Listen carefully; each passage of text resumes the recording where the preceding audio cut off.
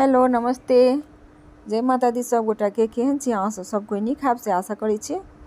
तऽ आइ जे छै से नवरात्रि शुरू भऽ गेल छै आइसँ। तऽ आइ पहिल दिन अछि नवरात्रि के। तऽ हम ओतऽ ब्रह्म मुहूर्त में उठि गेल छी एकदम सवेरे।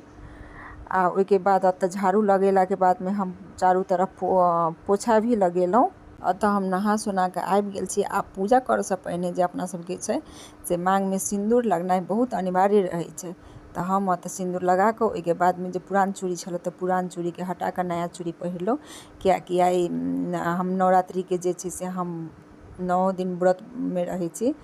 तऽ कोनो जरूरी नहीं छै अहाँके साड़ी नए रहत, कोनो जरूरी नहीं छै, लेकिन शुद्ध सफा होबऽ के चाही।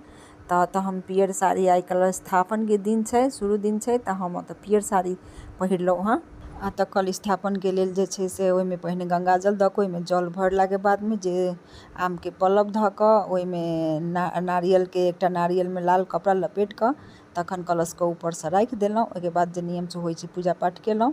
आ दीप जे छै से अखंड दीप सेहो हम प्रज्वलित केलहुँ। ओइके बाद हम पूजा करऽ लागलहुँ। आ दुर्गा सप्तशती के पाठ जे होइ छै सेहो हम पढ़ै छी सब दिन। आ पढ़ला के बाद में आरती करै छी, माता के भोग लगबै छी।